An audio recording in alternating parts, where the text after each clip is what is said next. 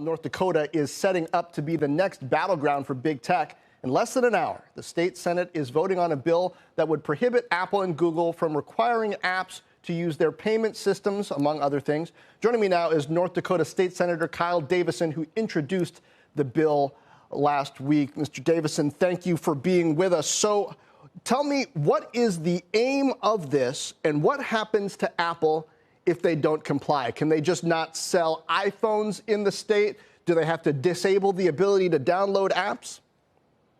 Well, thanks for having me. Those are good questions. And the focus of the bill is really about addressing free market. And there were two ways that the bill addressed this area. One was to allow to force Apple to provide another app store on their platform, and the second one was their payment system. So if you're an app developer and you're doing business with your customer, it's an unusual situation where you pay Apple, and Apple then taxes or put a fees on it for the small business app developer, and then they send the money to the developer. And really, we're looking at the free market. And I think the free market really needs two things to happen. One is really an unobstructed relationship between the buyer and the seller of a good, and Apple obstructs with that process in the payment system. And the second thing is competition, and the ability for Apple to restrict competition and pick winners and losers in regards to app developers is really the area and the focus and the target that the bill addresses. Now, Apple and its defenders would say you can always buy an Android phone if you don't like Apple's restrictions. If you're a developer, you can always go with a web app. On Android phones, you don't have to use Google Play Store. You can use other Android stores.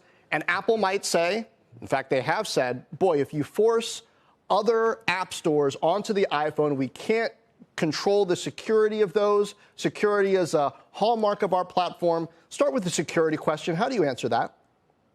Well, I think it was brought up the most, and so we are removing that from the bill. The security, having the other app store on there, we will put a floor amendment out removing that part, and we'll focus on the payment method. I think, in regards to being a developer, obviously, you can't move one app to another app in regards to the Google Play or the Android. So, again, I don't think it's a level playing field for small app developers, and we're just trying to level the playing field in North Dakota. We want to attract, from an economic development standpoint, we want to be a technology leader. And we think that we can set up an ecosystem that is favorable for small business development, entrepreneurs developing apps, and that's the focus of the bill. What do you expect to happen at 2? Do you think you have the votes? And then what's your next move if you don't? Well, for those that understand the legislative, let me answer the first. I'll start with the votes. I think it'll be a close vote on the floor. It's going to happen here in less than an hour. It's been an excellent discussion for North Dakota, and I think you're going to see it across states. Again, we talked about some of the challenges with big tech, and the second thing is those that are part of the legislative session know a bill is, even though it's killed, it's never dead until the session adjourns.